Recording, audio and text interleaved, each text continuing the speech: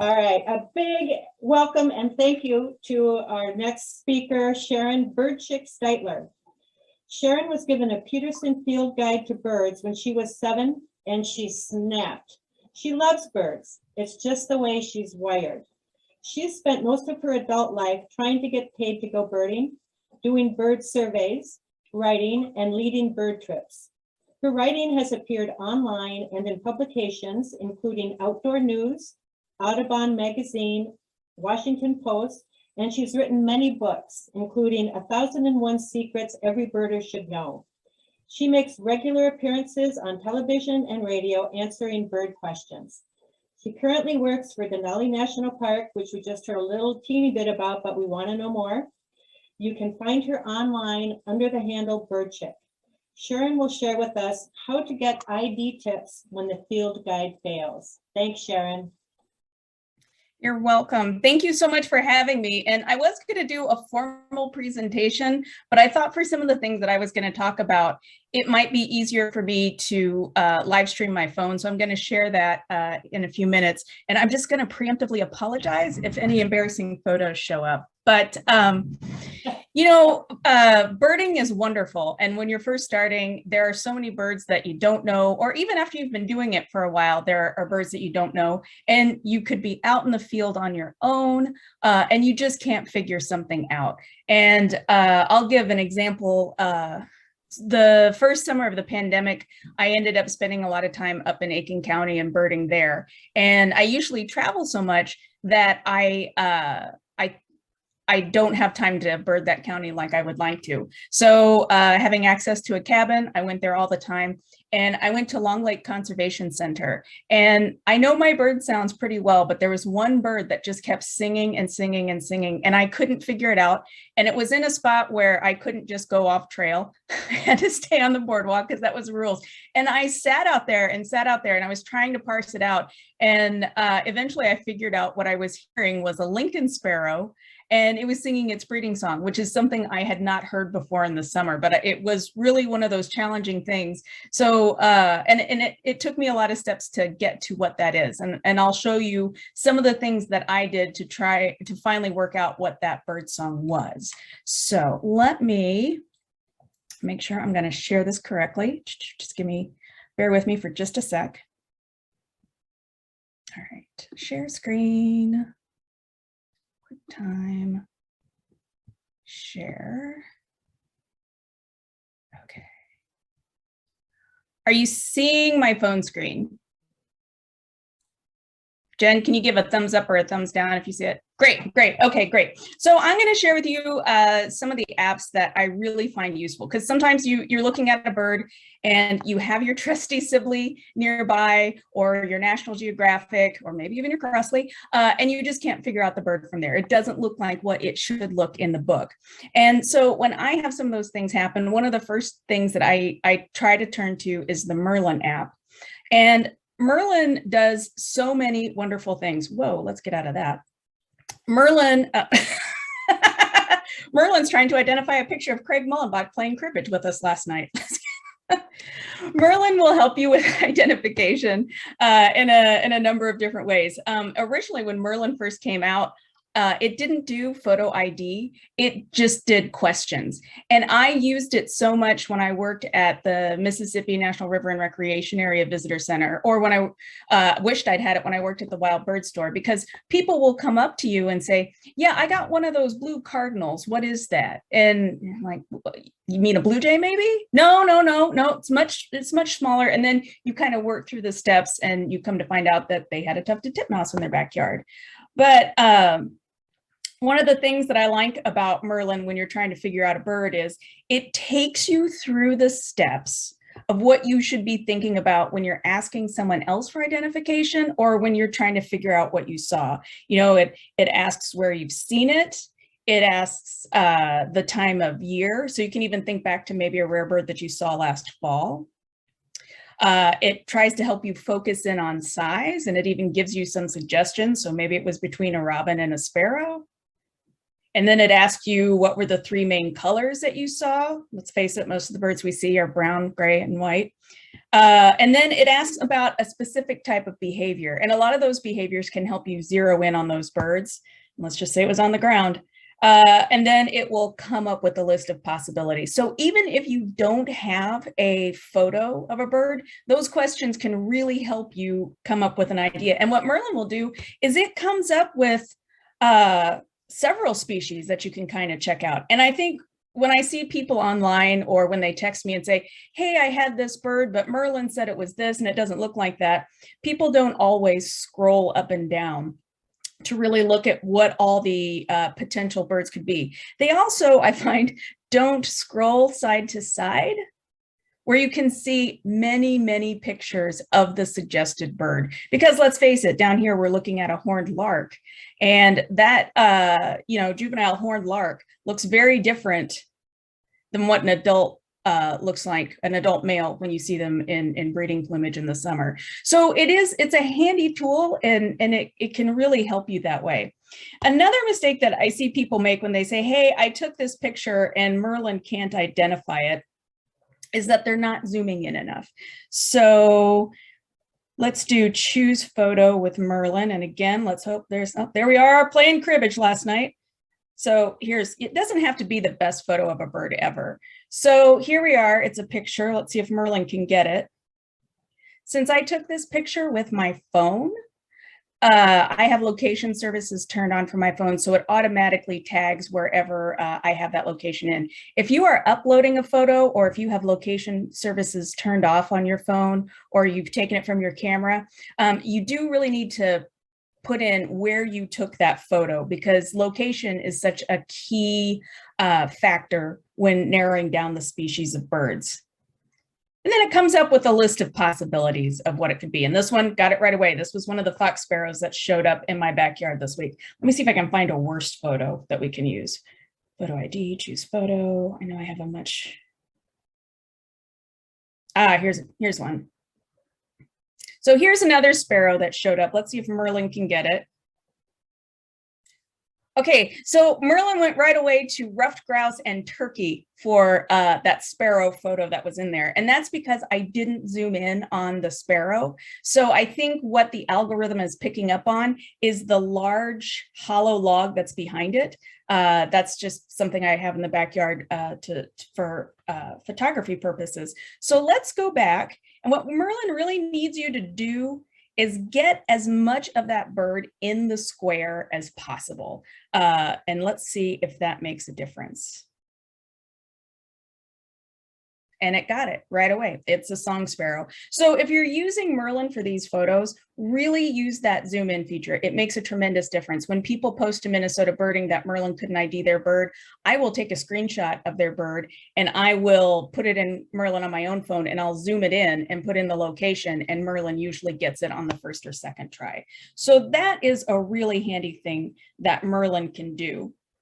So let's say that you're out somewhere, and I'll use an example. So working at Denali for the first time last summer, the soundscape was completely different from what I was used to. I mean, some of it was familiar. A little bit of it was like walking around Sax-Sim Bog, because you can hear boreal chickadees and you can hear Canada jays and you can hear merlins. But there were also all sorts of songs that I wasn't real privy to. And so the sound ID feature started last summer. So I would walk around with the sound ID going, and it would kind of list birds in there. And it gave me an idea of what birds I should be looking for. And it's like, oh, both crossbills are here and they're singing their territory song. Redpolls are all over here singing their territory song. So it's really handy. And if you haven't used that feature yet, I highly recommend it. I'm gonna stop share for a second, and I'm gonna share a different screen. Let's get this up. Bear with me. All right, Kino, where are you? There we go. Get up to a different video here.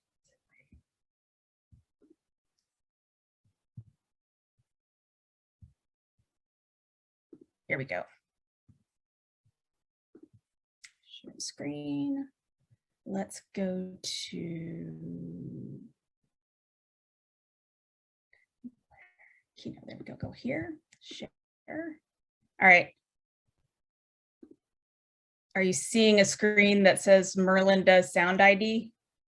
Great. Okay, keynote. Let's get to play. So here is a video that shows how the sound ID works.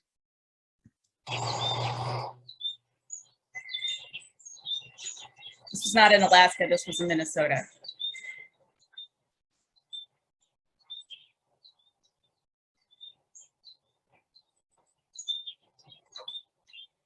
So it's picking up a black-capped chickadee, young goldfinches. That was a surprise. I thought that was a mistake, and then I looked above my head and there was a cliff swallow flying over. This house gross.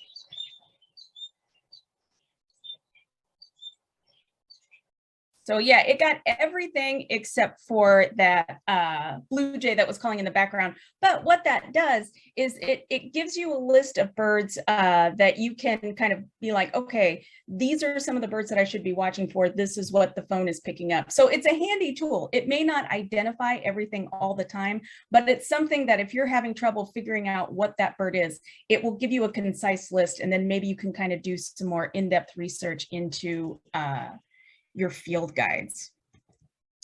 Are there any questions so far? Let me get out of stop share that I'm missing in the chat. All right, let's go back to sharing my phone.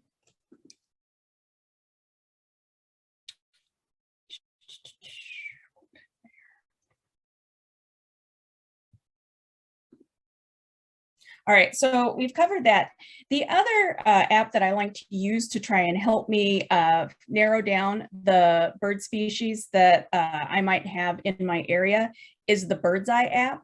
And this is an app that works in conjunction with eBird, but it has a lot of features. You can use the basic free feature, which will just pin your location and tell you what birds are being seen within a 50-mile radius of you. You can tailor that. Like if you just want to know what birds are being seen within 25 miles of you, you can do that. You can also have the sightings be either from the last week or from recently. Now, it also has, you can search for birds by name, but sometimes, like, you know, here you can see hooded tinamou and it's grayed out. It's not highlighted. That means it's part of a pack that you have to purchase. This is an app that can work worldwide.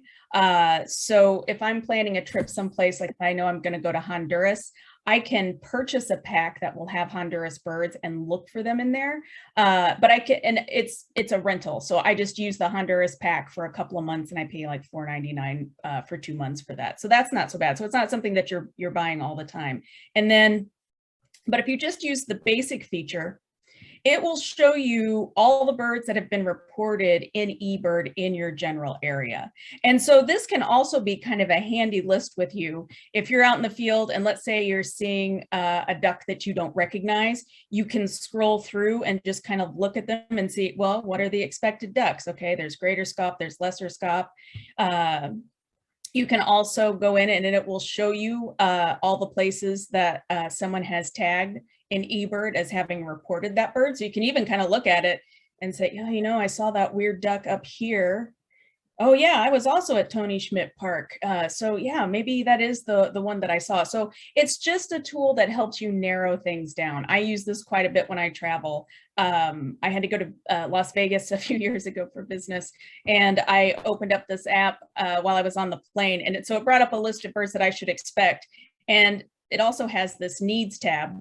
And if there is a bird that you have never reported in eBird, it will alert you. And so I had an alert on here that's like, hey, there's a crystal thrasher 5 miles away. So as soon as I got my luggage into the taxi, I had the taxi take me over to that park. I got the crystal thrasher and then went to go check into my hotel. So Birdseye is really a handy tool for coming up with narrowing down the types of species that you can expect. Let's see. Christina mentioned the Audubon app. earlier. And I just want to say it has become one of my absolute favorite birding apps. And this was actually the app that kind of influenced me to do this with me sharing my phone with you. It has an amazing search feature in it because you can, it'll come up with a list of birds. So you can choose where you are. So I have Minnesota selected right now, but if you go on that tab, I can switch it to Alaska if I want to, or Connecticut. I think it defaults to everywhere, and that's just kind of an overwhelming thing, but let's stick to Minnesota since we're in Minnesota. You can select what month it is. And my absolute favorite thing on here is that it has a feature of searching for birds by call type or song type. And I personally, in Minnesota, have a really tough time distinguishing trilling birds in the spring. And it's something I always have to relearn. My brain just has a freeze on that. So I can select that. And so I just chose trill, and I just chose Minnesota for this time of year, and I hit see all. And it comes up with a list that would be expected for birds that might make a trilling sound in Minnesota this time of year. And so you can kind of scroll through that and just look at that and you think, well, you know, I've seen on Minnesota Birding that a lot of people have been reporting common redpolls. I wonder if that's the trill that I heard. And it'll play it, maybe.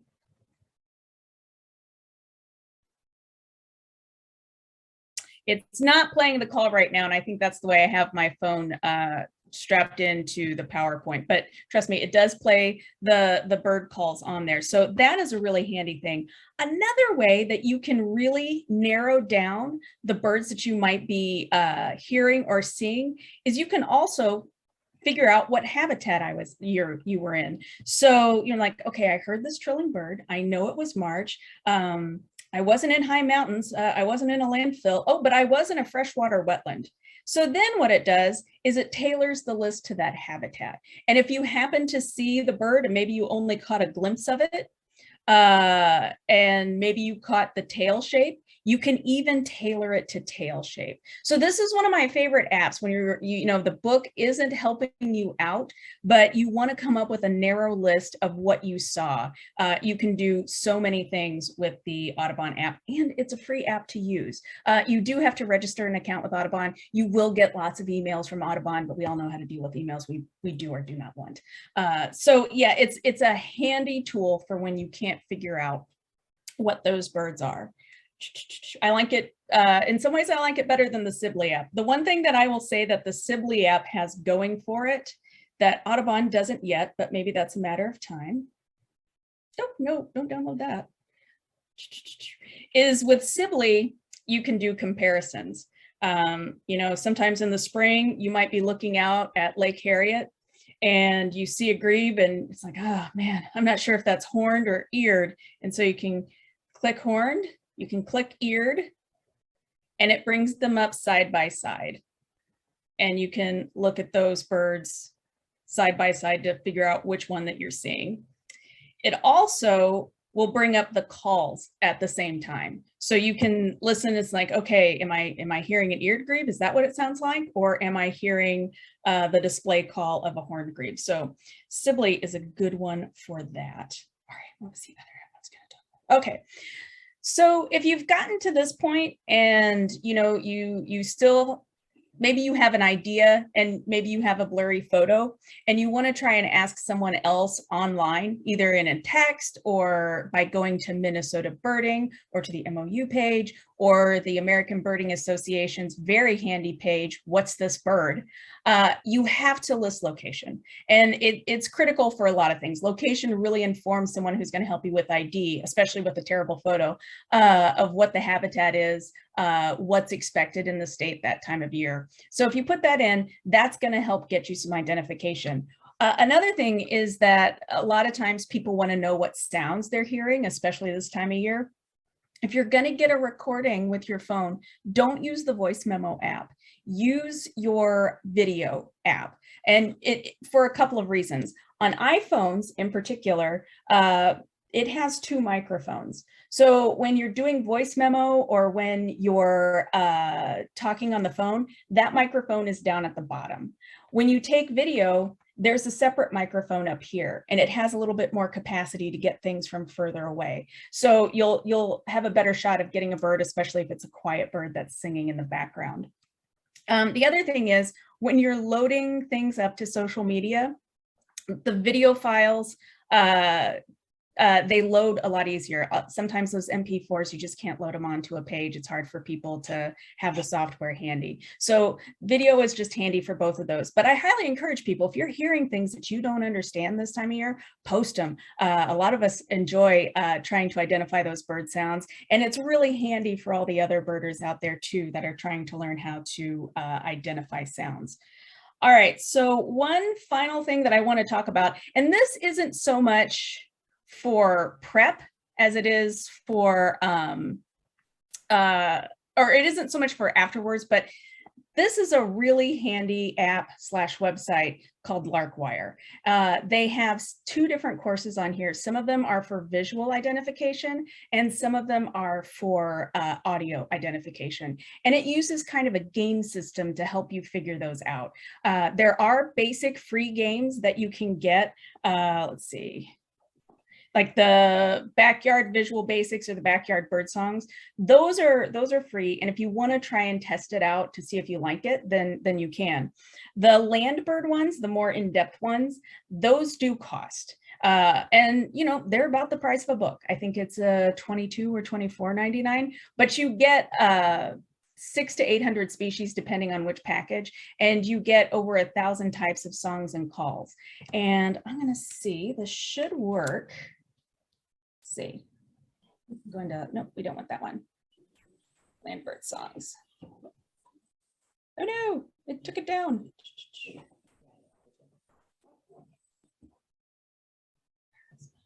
Let me go up here. It unfortunately didn't download all the songs. I had games all queued up to show you how to play it. Let's see if we can do this real quick. Let's see how much power this Wi-Fi has. Download complete. Okay, can I play?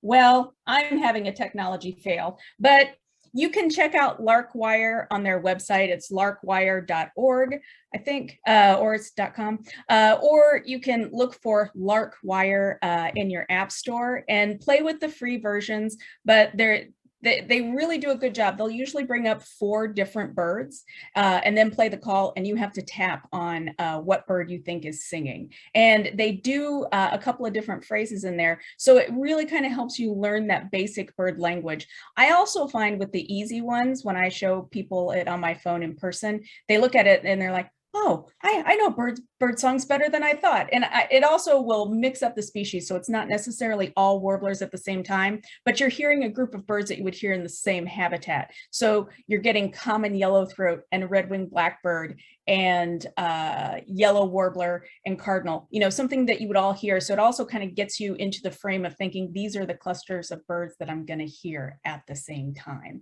So I was going to show us Larkwire, and now I can't. So that kind of slows down my program, but I'm going to stop and share and check and see, are there any questions?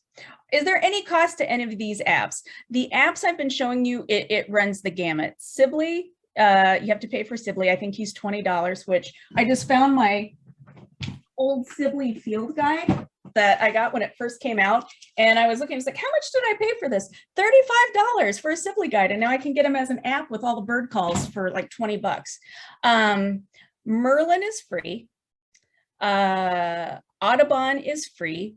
Let's see, Birdseye, if you just use the basic, the within 50 miles of where you live, that's free. If you want to use it for around the United States, then you might have to pay a rental fee for that. Larkwire, it has free backyard versions, but if you want all the eastern region, eastern central region, which is what Minnesota is considered, then you're going to have to pay a fee. But it really, I find it more useful to me learning bird songs than just listening to the tapes over and over again. Let's see. Do you need to be online for Audubon to work? You can get a downloadable version of it. That is going to depend on your phone. I am the sort of person who buys the phone with the most storage possible. This phone's a terabyte. And that's because field guide apps tend to take up a lot of space on your phone. And I take a lot of photos and videos of birds. And I also subscribe to a cloud storage system, but you can get a downloadable version of Audubon. Oh, thanks, Kristen. What do I think of the iBird Pro app? iBird has really grown a lot. When it first came out, all the birds were the same shape, but different colors. So the vireos and the warblers and the sparrows, all the exact same shape. And the guy who created iBird, he has a real knack for user-friendly technology. And he didn't have a lot of money to pay for illustrations. And that's changed quite a bit over the years. And so with iBird, I would say now it is a much better app than it was 10 years ago. The other thing that's nice about iBird is that the illustrations down at the bottom, there's a tab that says photo, and that will take you to a Flickr group for that species. And there are user submitted photos in those albums. So if like the illustration of a Harris's sparrow isn't quite looking like what you suspect is a Harris's sparrow in your backyard, you can go through those photos. Now, one caveat with that. These are all user submitted photos and people are kind of checking them. So for most birds, it's okay. For things like separating greater and lesser yellowlegs, or for separating Coopers and Sharpshin, not trustworthy. But for most things, it's a very good app. And iBird has a free version, and then they have several paid for versions. Let's see. What was the site that has the games? Lark Wire. Lark like the bird, wire like the thing that's attached to my phone. Chirp is a fun birdsong learning app. Yes, Chirp is a good one. Bird Genie is another good one. The speaker earlier that was talking about recording bird songs. If you just want to play around with an app, it does a really great job of identifying birds. It only does, I think right now, about 40 species, but it also does frogs. It'll let you know if what you're hearing is a frog. It also records and shows you the sonogram, and it teaches you how to isolate it. So that's a good app, and I believe that one is paid. And I want to say I paid $9.99 for that one. Larkwire, it's a song learning app. It started as a website, but now it's an app. How do you contend with Merlin's occasional errors in song ID? I mean, you always keep that in mind. I check Merlin quite a bit because I know my bird songs fairly well. And so I'm always kind of curious. And I had a gig for a while where there was a company, I'm not going to say which one, that was trying to develop their AI to identify bird songs.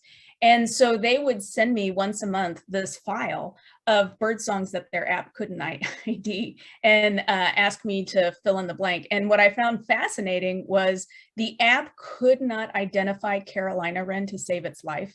Didn't matter what part of the country, didn't matter what type of call, but that was overwhelmingly, I was like, yeah, your AI just really has a block on Carolina wren. But I think it's much better than it was 5 years ago. And I think we're going to see even more. And I think we're within 5 years maybe of having binoculars that will identify birds for us.